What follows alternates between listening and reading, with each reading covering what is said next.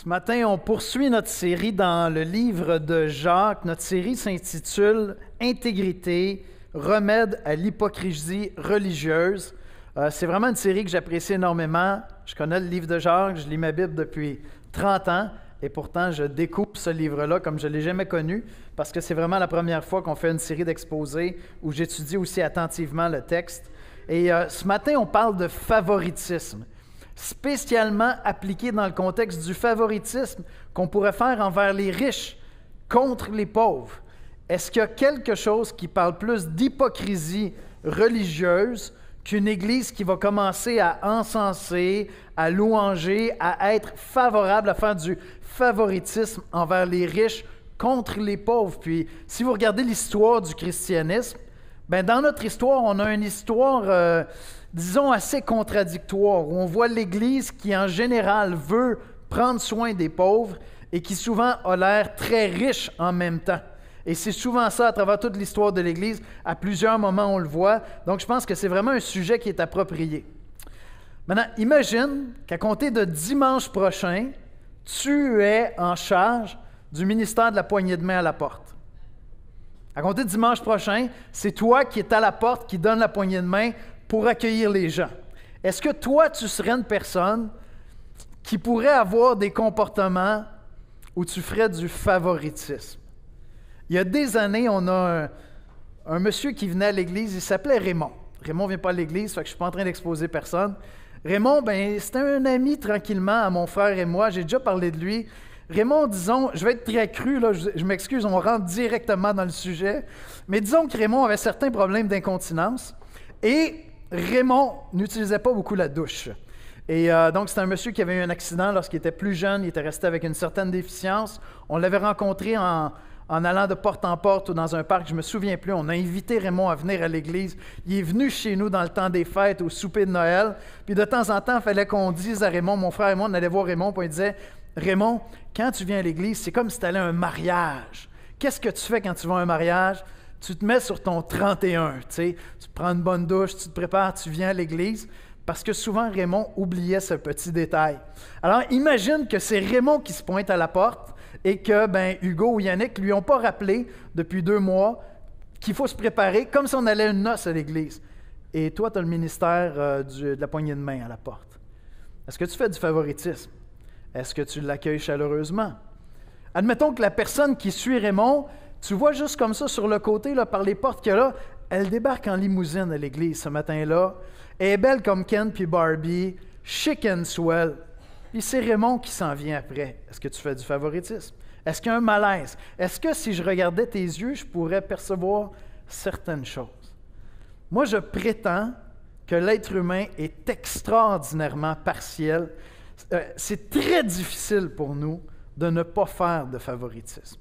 Et je vais vous donner d'autres illustrations tantôt, mais je pense que c'est très, très dur. En fait, je pense que c'est dans notre nature de répondre à ce qu'on voit des gens devant nous et de se comporter un peu différemment, alors que dans la nature de Dieu, c'est tout le contraire. En fait, on va voir même que peut-être que Dieu fait du favoritisme, mais pas celui qu'on pense. Ce matin, on va parler de favoritisme, puis on va parler de favoritisme dans l'Église. Mais j'aimerais ça que vous reteniez une chose ce matin. À compter de la semaine prochaine, vous êtes tous en charge de l'accueil à l'Église de l'Espoir. Tout le monde. Des gens autour de vous de chaque côté, ceux qui sont assis à côté de vous. Vous êtes tous en charge du ministère de l'accueil, parce que c'est ça une Église. Ça ne me dérange pas si ça fait 20 ans que tu viens à l'Église ou si c'est la première fois. Si tu reviens la semaine prochaine, tu es en charge de l'accueil à l'Église et d'accueillir les gens sans favoritisme, en s'accueillant les uns les autres comme Christ, on va le voir, le fait dans ce passage-là. On va aller dans la prière puis on va écouter la lecture de la parole de Dieu. Seigneur Jésus, on vient dans ta présence ce matin. On vient dans ta présence parce que toi, tu nous accueilles. C'est complètement fou de pouvoir simplement déclarer ça. Nous venons dans ta présence. Lorsqu'on connaît le Dieu de la Bible, c'est quelque chose de surprenant. C'est quelque chose de beau. Ça nous parle de ta grâce, de ta bonté, Seigneur. Parce que nous ne méritons pas d'entrer dans ta présence.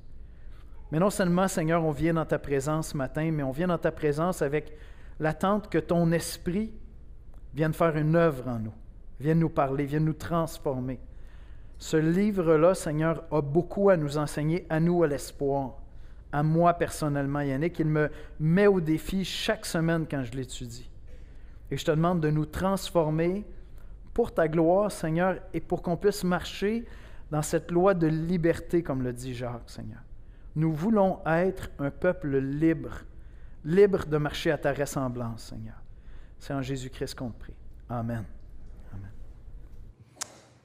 Eh bien, la lecture biblique de ce matin est dans l'Épître de Jacques, la nouvelle édition de Genève, chapitre 2, les versets 1 à 13. Donc, l'Épître de Jacques, chapitre 2, les versets 1 à 13. Mes frères, que votre foi en notre glorieux Seigneur Jésus-Christ soit exempt de tout favoritisme. Supposez en effet qu'il entre dans votre assemblée un homme avec un anneau d'or et un habit magnifique, et qu'il y entre aussi un pauvre misérablement vêtu. Si, tournant vos regards vers celui qui porte l'habit magnifique, vous lui dites « Toi, assis-toi ici à cette place d'honneur. » Et si vous dites au pauvre « Toi, tiens-toi là debout. » Ou bien « Assis-toi au-dessous de mon marchepied. » Ne faites-vous pas en vous-même une distinction et n'êtes-vous pas des juges aux pensées mauvaises? Écoutez, mes frères bien-aimés, Dieu n'a-t-il pas choisi les pauvres aux yeux du monde pour qu'ils soient riches en la foi et héritiers du royaume qu'il a promis à ceux qui l'aiment? Et vous, vous avilissez le pauvre. N'est-ce pas les riches qui vous oppriment et qui vous traînent devant les tribunaux? N'est-ce pas eux qui outragent le beau nom que vous portez? Si vous accomplissez la loi royale selon l'Écriture, tu aimeras ton prochain comme toi-même, vous faites bien. Mais si vous faites du favoritisme, vous commettez un péché, vous êtes condamnés par la loi comme des transgresseurs. Car quiconque observe toute la loi mais pêche contre un seul commandement devient coupable de tous. En effet, celui qui a dit « Tu ne commettras point d'adultère » a dit aussi « Tu ne tueras point ». Or, si tu ne commets point d'adultère, mais que tu commettes un meurtre, tu deviens transgresseur de la loi. Parlez et agissez comme devant être jugés par une loi de liberté. Car le jugement est sans miséricorde pour qui n'a pas fait miséricorde. La miséricorde triomphe du jugement. Amen. Merci, Michel. Mes frères, que votre foi en notre glorieux Seigneur Jésus-Christ soit exempt de tout favoritisme. Tu prends le boss, puis tu as le choix entre t'asseoir à côté de quelqu'un qui semble être en boisson, tu sais, cogne la tête, puis tu te dis, si je m'assois là, ça se peut qu'il termine le voyage sur mon épaule. Ou il y a quelqu'un qui est super propre, à son affaire en train de lire un bouquin. Où est-ce que tu t'assois? Tu stationnes ta voiture dans un stationnement, puis il y a, comme on dit au Québec, une vieille minoune toute poquée. Puis un petit peu plus loin, il y a une voiture neuve, absolument propre. Tu stationnes ta voiture à côté de quelle voiture? Bien, moi, je prétends que Jésus s'assoit à côté du monsieur qui est en train de dormir puis qui va finir le voyage sur ses épaules, et il stationne sa voiture à côté de la minoune.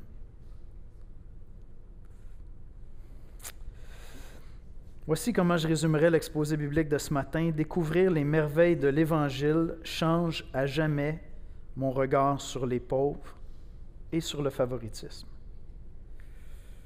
Découvrir les merveilles de l'Évangile change à jamais mon regard sur les pauvres et sur le favoritisme. Souvent, on dit qu'à l'Espoir, on essaie d'être une Église qui est centrée sur l'Évangile parce que l'Évangile de Jésus-Christ nous aide à comprendre toute la parole de Dieu. C'est le moteur de notre joie dans la foi. Et ce passage-là, comme bien d'autres, mais spécialement celui-là, l'illustre très, très bien. Premièrement, l'Évangile du non-favoritisme. Le mot évangile, ça veut dire bonne nouvelle. La bonne nouvelle du non-favoritisme. Mes frères, que votre foi en notre glorieux Seigneur Jésus-Christ soit exempte de tout favoritisme. C'est une drôle de phrase. Jacques ne dit pas mes frères, ne faites pas de favoritisme. C'est pas ça qu'il dit. Il dit, mes frères, que votre foi en notre Seigneur Jésus-Christ soit exempt de tout favoritisme. Il attache la foi en Jésus. Il dit que dans ta foi en Jésus-Christ, il n'y ait pas de favoritisme. De quoi il parle? Qu'est-ce qu'il est en train de dire? Je veux dire qu'un chrétien ne doit pas faire de favoritisme. C'est une belle vertu de ne pas faire preuve de favoritisme. Pas besoin d'être chrétien pour élever ça comme vertu. Mais là, Jacques est en train d'attacher ça à la foi en Jésus. Il dit que ta foi en Jésus soit sans favoritisme.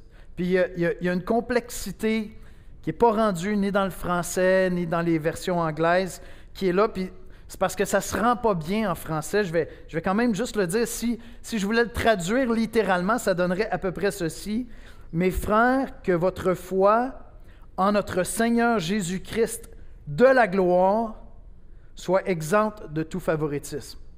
Si je voulais le traduire littéralement, là, je pourrais dire aussi, mes frères, que votre foi en notre Seigneur Jésus-Christ, virgule, la gloire, soit exempte de tout favoritisme. Ça ne rend pas bien le texte lorsque je dis notre glorieux Seigneur Jésus-Christ. C'est plus que ça. Le texte dit que Jésus-Christ est la gloire. Et là, si vous êtes familier avec le Nouveau Testament, il y a d'autres passages qui peuvent vous venir à l'esprit. On va en citer quelques-uns. Mais on voit cette idée dans la Bible que Jésus-Christ est l'expression même de la gloire de Dieu.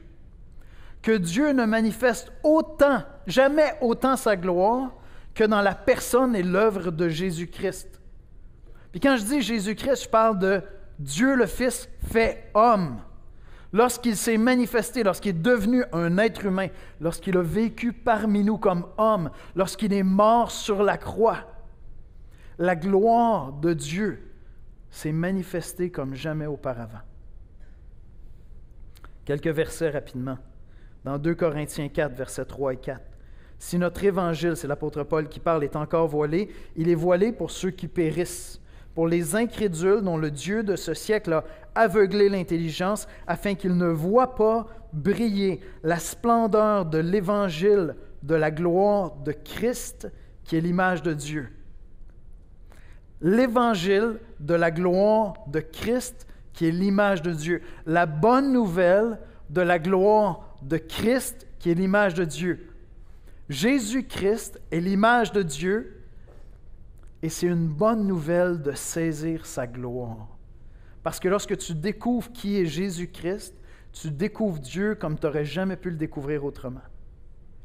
Parce que nulle part ailleurs, dans toutes les Écritures, dans toute l'histoire de l'humanité, de la révélation de Dieu, Dieu n'a-t-il manifesté sa gloire de manière aussi glorieuse que dans la personne et l'œuvre de Jésus-Christ. 2 Corinthiens 4, 6.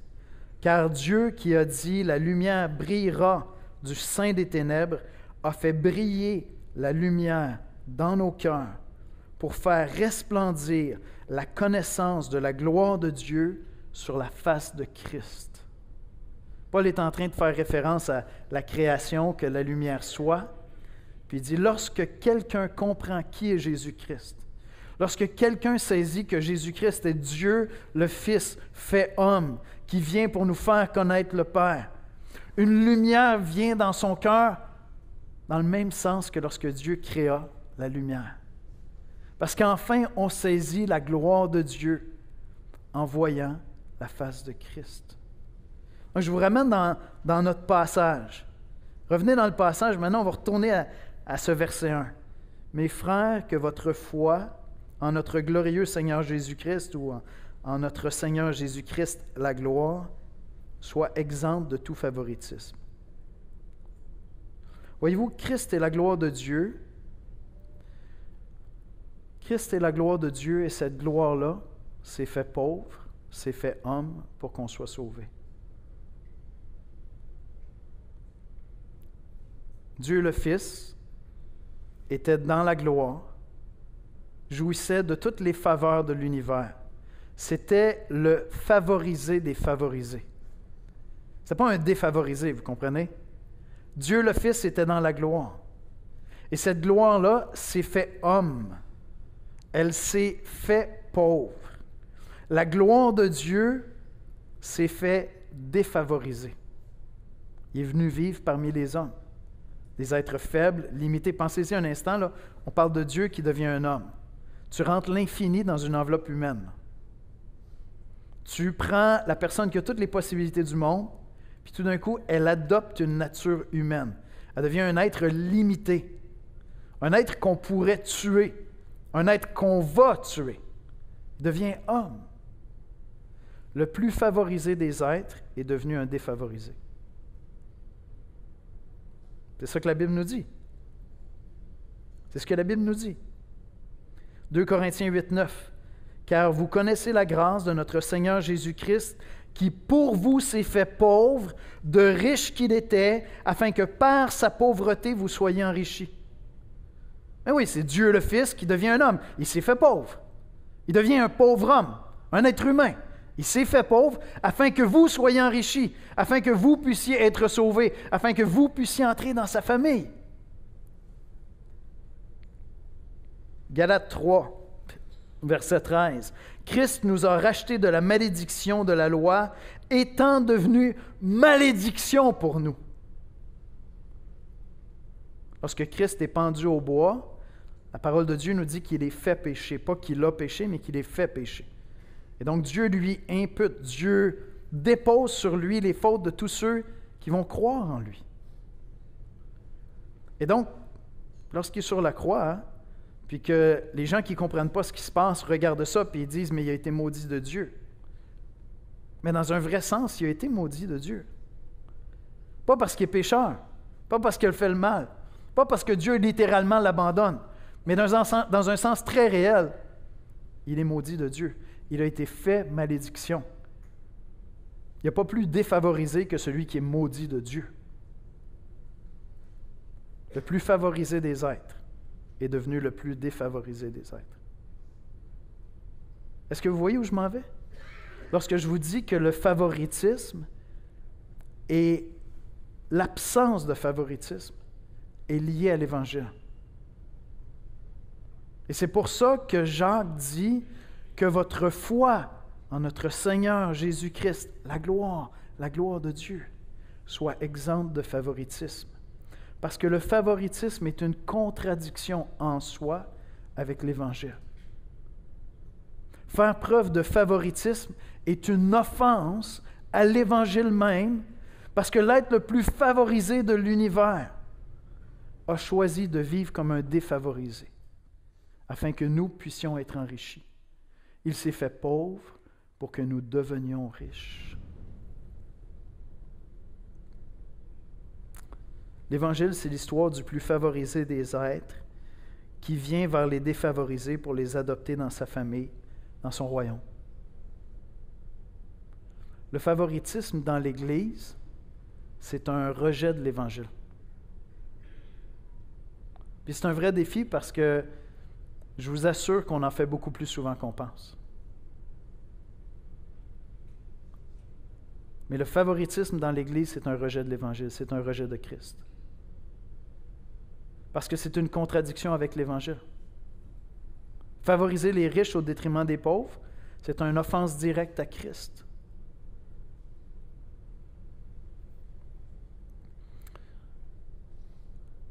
Le favoritisme est l'une de nos dispositions les plus naturelles, même comme chrétien, là.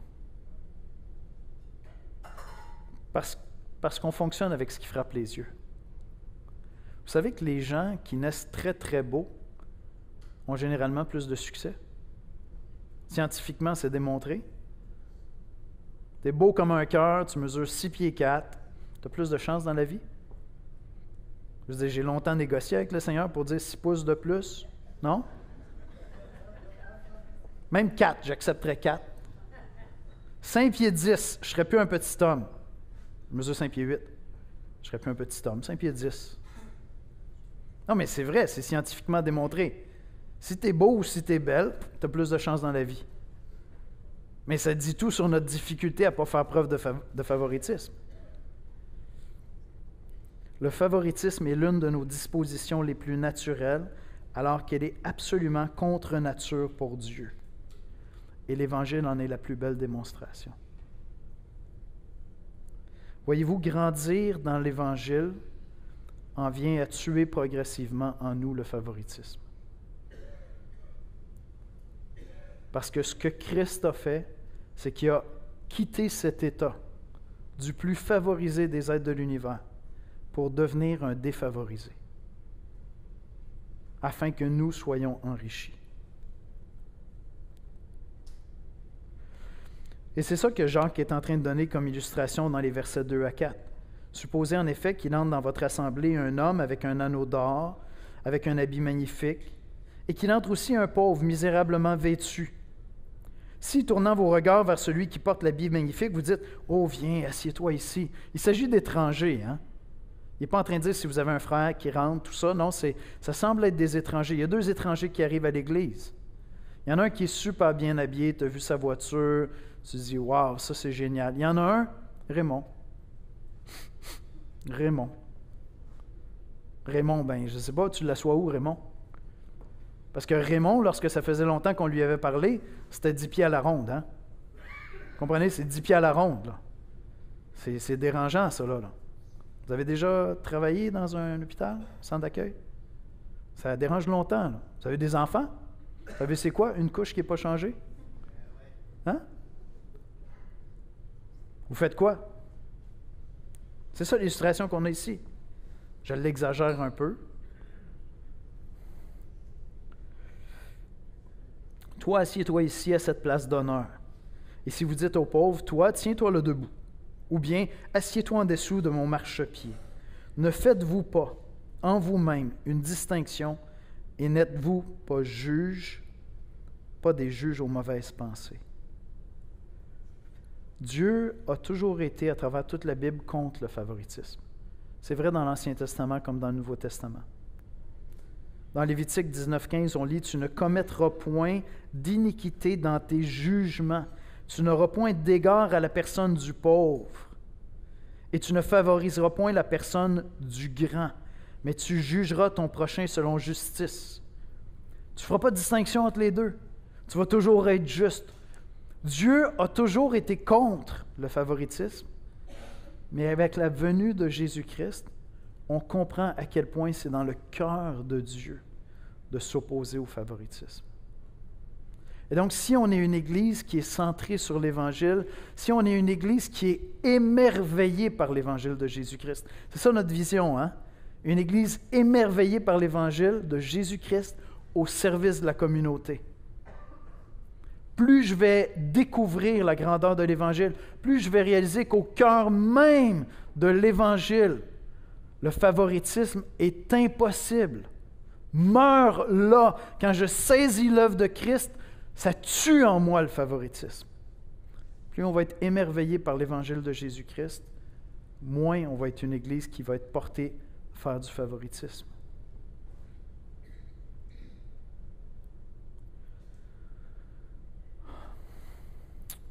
Dieu est contre le favoritisme.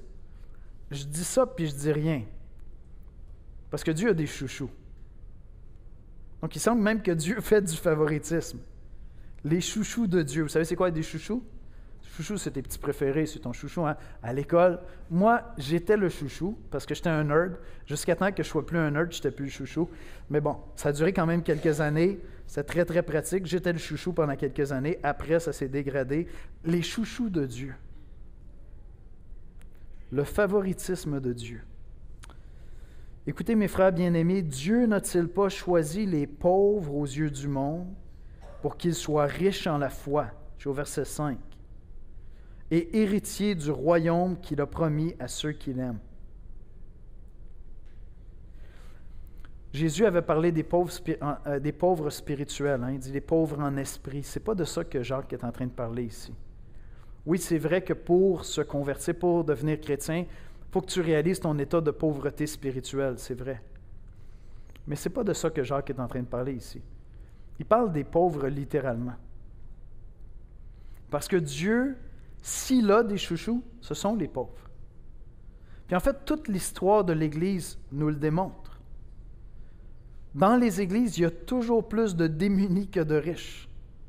Il y a bien des raisons à ça, on va en voir certaines. Mais la vérité, c'est que Dieu a toujours travaillé comme ça. En fait, lorsque Dieu s'est constitué un peuple, il est allé prendre un peuple en esclavage dans l'Ancien Testament. C'était des esclaves. Tu n'es pas plus pauvre qu'un esclave. Tu ne te possèdes même pas toi-même. Tu n'as pas le droit sur ta propre vie. Puis il dit, c'est vous qui allez être mon peuple. Je vais faire de vous des héritiers de Dieu.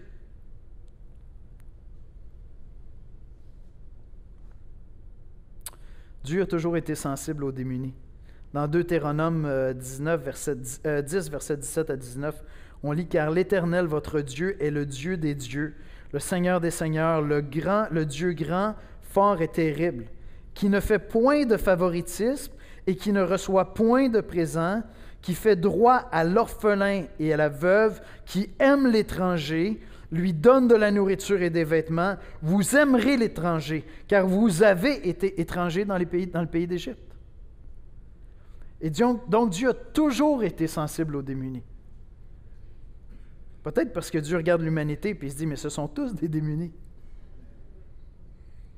Mais parmi tous ces démunis, Dieu a toujours été sensible à ceux que nous identifions comme des démunis. Et l'histoire de l'Église le démontre. Partout dans l'histoire de l'Église, les gens qui sont ouverts à l'Évangile sont toujours plus nombreux parmi les démunis. Et Jacques va jusqu'à dire, est-ce que vous ne voyez pas vous-même que Dieu a choisi les pauvres? Regardez autour de vous, est-ce que vous ne le voyez pas? Est-ce que vous n'êtes pas conscient de ça?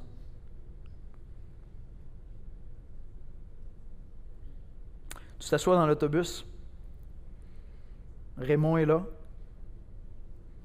puis il y a une dame bien soignée, qui a l'air de sentir bon, qui est en train de lire son petit livre. Tu t'assois à côté de Raymond, ou tu t'en vas t'asseoir là-bas? Parce que Jésus, on sait déjà où est-ce qu'il va s'asseoir.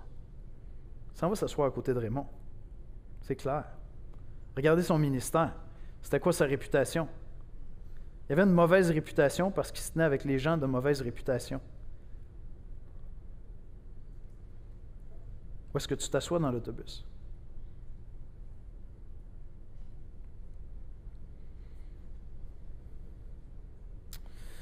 Puis en fait, Jacques est très dur envers les riches.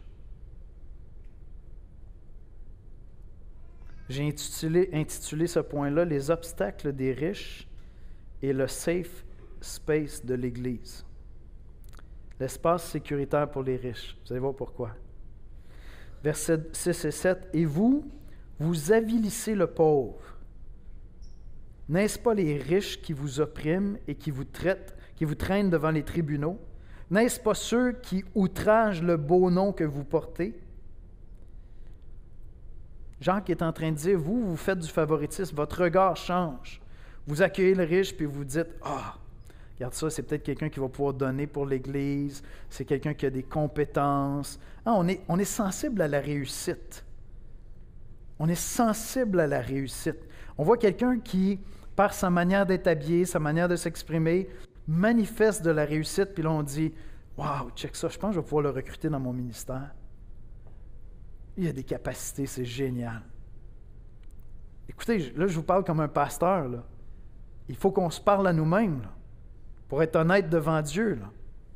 La personne arrive, est éloquente. Quand elle dit quelque chose, tu comprends ce qu'elle dit. Il aime Dieu. Il est propre. Tu as le goût de le mettre à la porte puis qu'il salue tout le monde, tu sais. Je vous confesse quelque chose. Je ne suis pas sûr que je mets Raymond à la porte pour serrer des mains. En tout cas, je parle avec lui chaque semaine avant. Je lui rappelle que c'est une noce de venir à l'Église.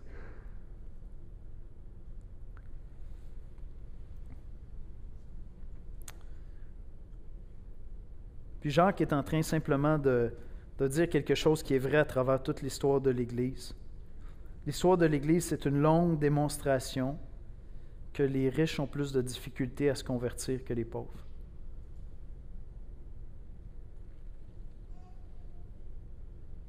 Littéralement.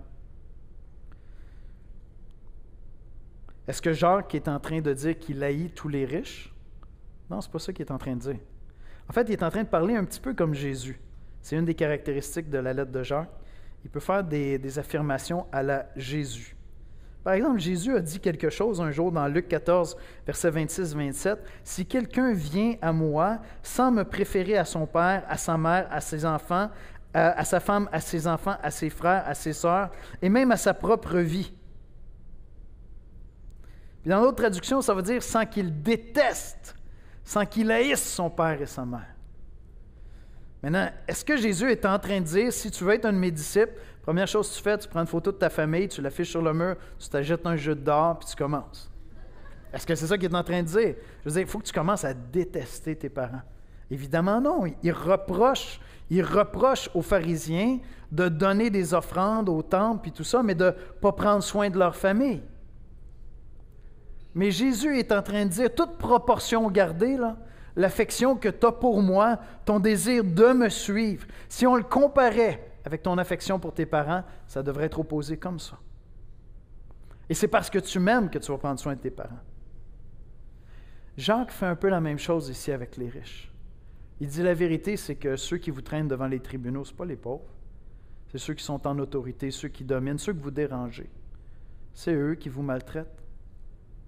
Vous voyez bien que les pauvres sont ouverts à l'Évangile.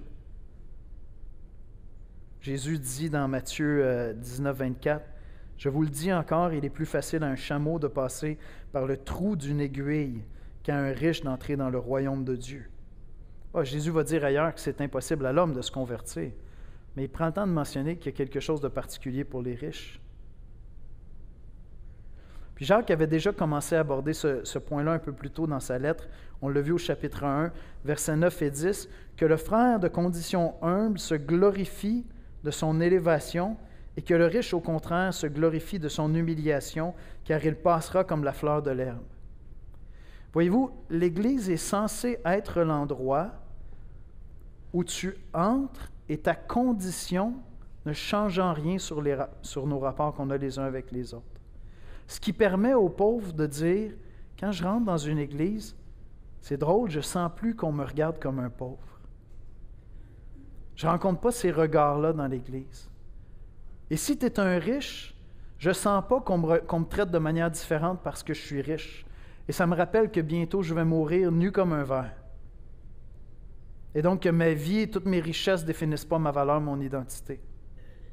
L'Évangile est humiliant pour le riche, parce que le riche fonctionne dans la société en général avec des égards parce qu'on est partial, les hommes. On voit une belle voiture, on voit quelqu'un qui est bien habillé, on voit ça, puis c'est extraordinairement. En fait, ceux qui ne changent pas leur comportement n'existent pas vraiment. Soit que tu haïs les riches, soit que tu les adules. Certains d'entre vous, vous dites, écoute, moi je ne fais jamais de faveur à un riche. Oui, je sais, tu les détestes, je comprends ça. Mais les gens qui arrivent à vraiment être neutres, juste dire, voici un être humain. C'est contre nature. On voit les gens puis on répond à leur apparence. C'est en nous, puis Dieu nous a créés avec des yeux. Mais en même temps, avec notre nature déchue, on est pécheurs, puis là, on déforme plein de choses. Au lieu de voir quelqu'un qui est dans une position où il va pouvoir donner davantage, va pouvoir aider davantage, c'est pas ça qu'on voit. Il y a une espèce de comportement de « wow ». La réussite, le succès. Et venir dans l'Église devrait être un safe space pour les riches. Où enfin, on ne les regarde pas à travers leur richesse, mais on les regarde simplement comme des pécheurs repentants. Et un safe space pour les pauvres. Où enfin, on les regarde simplement comme des êtres humains. Un pécheur repentant, c'est tout. C'est censé être ça, l'Église. Parce que c'est au cœur de l'Évangile. C'est au cœur de l'Évangile. Donc, si Dieu a des chouchous, c'est les pauvres. Et si nos cœurs devraient être portés vers quelqu'un, c'est vers les gens démunis. Et remarquez que Dieu n'est pas en train de dire que les pauvres ont un meilleur cœur. Il n'est pas en train de dire que les pauvres sont par nature des gens meilleurs. Ce n'est pas ça qu'il est en train de dire. Il est en train de dire que le cœur de Dieu est sensible à ceux qui souffrent, à ceux qui sont moins favorisés. C'est ça qu'il est en train de dire. Et donc, l'Église devrait être cet endroit où chaque être humain, de quelque condition sociale que ce soit, de quelque origine que ce soit, et même le dimanche matin quand on t'accueille, de quelque religion que ce soit, Tu veux venir entendre le message de l'Évangile? Tu n'as pas besoin d'être chrétien pour mettre le pied ici. Moi, je vais t'accueillir. Tu veux venir entendre ce message-là? Tu es bienvenu. Tu es bienvenu ici. On va t'accueillir avec dignité. Que tu sois riche, pauvre. Ça doit être ça, l'Église. Parce que c'est au cœur de l'Évangile. Alors, c'est quoi la solution? Bien, Jacques nous la donne. C'est de suivre la loi de notre roi. Regardez les versets 8 et 9. Si vous accomplissez la loi royale, selon l'Écriture, tu aimeras ton prochain comme toi-même, vous faites bien. Quand on lit ça la première fois, je ne sais pas si vous êtes comme moi, mais dans une première lecture, je vois ça comme la loi par excellence, tu sais, comme la meilleure loi. Mais ce n'est pas ça qui est dit. C'est dit la loi royale. Rappelez-vous ce qu'on vient de voir dans le contexte. On parle de Jésus-Christ, notre Seigneur, qui est la gloire de Dieu, qui vient, qui se fait pauvre pour qu'on puisse devenir riche avec lui. Il va vers les pauvres, il les attire pour qu'ils entrent dans son royaume. On est dans un contexte de royaume ici. C'est de ça que Jacques parle. Bien, il dit, notre roi à nous a une loi par excellence. Tu aimeras ton prochain comme toi-même. En fait, ça fait tellement partie de lui-même que Jésus-Christ nous a aimés comme lui-même. J'exagère pas en disant ça. Il a quitté son statut de l'être le plus favorisé de l'univers, adoré, adulé. Puis il est devenu un homme, pauvre, il était maltraité, il était tué, pendu au bois comme un criminel. Pourquoi? Afin que nous puissions intégrer son royaume, entrer dans sa famille, que nous fassions partie de sa famille. Il nous a aimés comme lui-même. Il nous fait participer à sa famille, à la famille de Dieu. Il dit, je vous aime au point de me donner moi-même pour que vous puissiez entrer dans ma famille. C'est la loi de Christ. C'est la loi royale. Et donc, ce que Jacques est en train de dire, c'est que comme chrétien, quand on côtoie des gens, qu'ils soient pauvres ou riches, on doit les traiter avec le même égard qu'on voudrait recevoir nous-mêmes. Je sais qu'on vit à cette époque où là, on part et on dit « Ouais, mais je ne m'aime pas, tu sais, il faut que je commence à m'aimer. » Je comprends, tu as peut-être des issues à régler, je ne méprise pas ça du tout. Mais en même temps, même celui qui a besoin de dire qu'il ne s'aime pas, il s'aime assez pour avoir besoin de le partager. Tu sais. Fait que tu as au moins besoin qu'on t'écoute. Bien, aie cet égard-là envers les gens autour de toi. Tu désires avoir de l'aide, merveilleux. Donne de l'aide aux gens autour de toi. Jésus nous a aimés au point de quitter la gloire de son Père. Il est devenu un homme, il est mort sur la croix, il s'est fait pauvre, afin qu'on puisse entrer dans sa famille. Il a appliqué lui-même cette loi-là parce que c'est sa loi à lui, la loi de notre roi. Et si nous nous appartenons à son royaume, c'est ça qu'on va faire. On va regarder tous les êtres humains sur un pied d'égalité et on va tous les aimer comme on aimerait être aimé. On va les servir comme on aimerait être servi. On va prendre soin d'eux comme on aimerait qu'ils prennent soin de nous.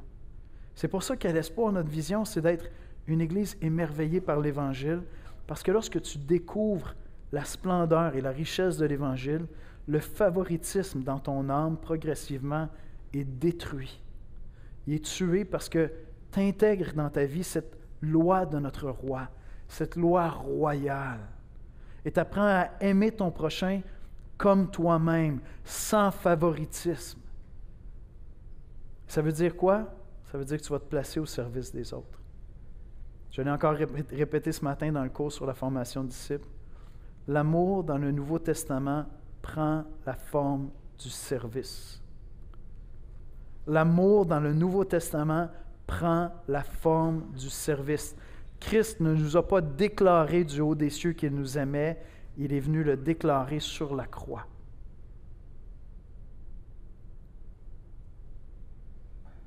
Ce n'est pas une déclaration d'amour qu'il a fait, c'est un geste d'amour. Il s'est fait serviteur pour nous. Et donc, si vraiment on est une Église qui de plus en plus met de côté tout favoritisme, ça va transparaître dans nos agissements.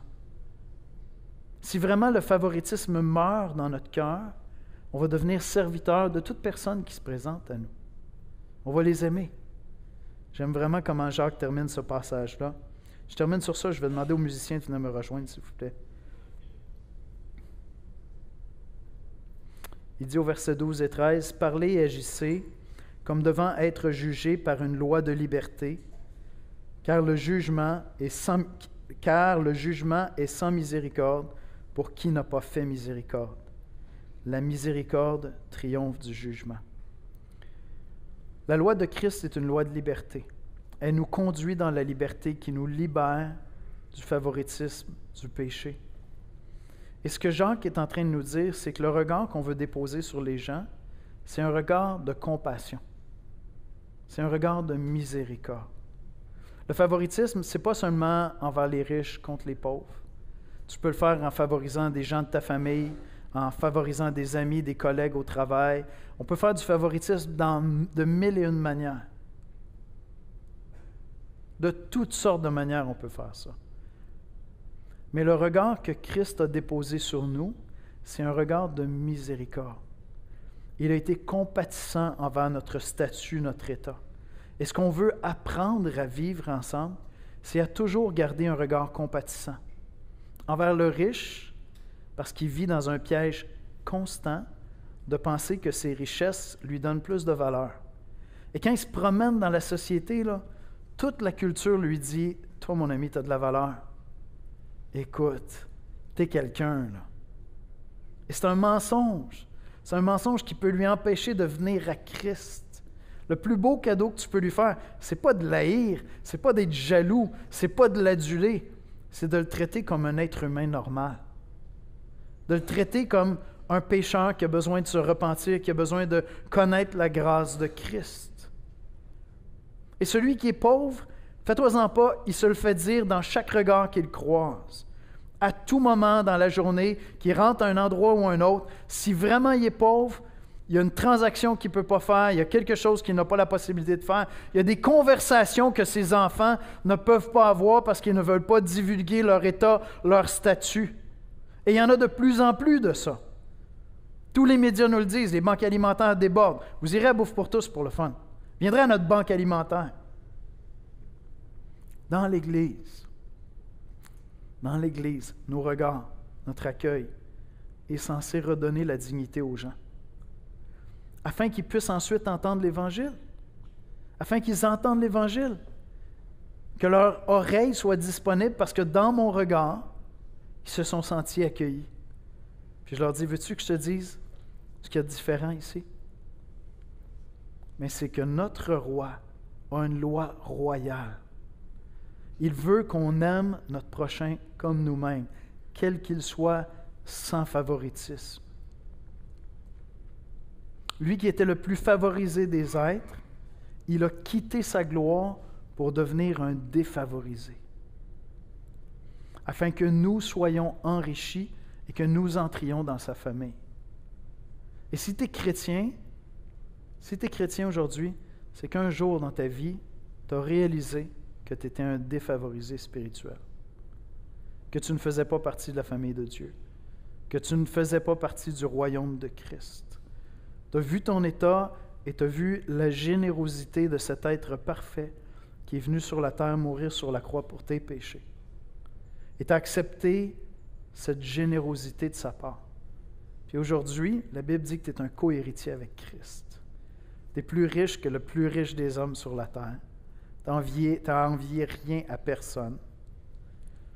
Parce que tu es frère et sœur de Christ. Et l'Église doit être un endroit. L'Église doit être un endroit où on manifeste la puissance de l'Évangile par le regard qu'on a les uns pour les autres. Cette semaine, tu vas croiser des gens. Puis il va y avoir une pulsion en toi qui va te dire de répondre à tes yeux, à ce que tu vois. Rappelle-toi de ce que Jacques dit ici. Et manifeste Christ par un regard d'accueil, de compassion, de miséricorde, qu'il soit riche ou pauvre, propre ou sale, peu importe. Manifeste Christ. Puis dimanche prochain, quand tu viens à l'église ici, tu es responsable de l'accueil. Tu es responsable d'accueillir par tes paroles, par tes regards, par tes gestes. On va prier ensemble. Seigneur Jésus, on vient dans ta présence parce qu'on sait qu'on est accueilli alors qu'on ne le méritait pas du tout. On sait qu'on est accueilli alors qu'on est des défavorisés, Seigneur. Tant qu'on n'est pas en toi, on est complètement défavorisés. En comparaison de ton royaume, Seigneur, on n'a rien à offrir. Et Seigneur, tu as jugé bon de te faire pauvre pour notre salut, Seigneur. Tu as jugé bon de te faire homme, afin que des hommes et des femmes puissent être sauvés, Seigneur. Et Seigneur, toute l'histoire de l'Église nous démontre que tu sauves des pauvres en masse et qu'il est difficile, Seigneur, pour le riche d'ouvrir son cœur à l'Évangile. Seigneur, que cette Église, par ta grâce, vive l'Évangile. Que cette Église, par ta grâce, vive la loi royale, Seigneur. Qu'ici, dans ces lieux, et chaque fois que nous nous réunissons dans nos maisons, chaque fois que nous servons ensemble, Seigneur, que nous aimions notre prochain comme nous-mêmes. Et que lorsqu'on va se laisser plus tard aujourd'hui, lorsqu'on va partir dans nos quartiers, dans notre travail, dans nos relations, dans nos amitiés, Seigneur, et que quelque part à l'intérieur de nous, cette disposition naturelle à faire du favoritisme, Seigneur, que nous livrons cette bataille spirituelle afin de regarder les gens, Seigneur, à travers tes yeux à toi. Viens nous transformer à ton image, Jésus. Amen. Amen.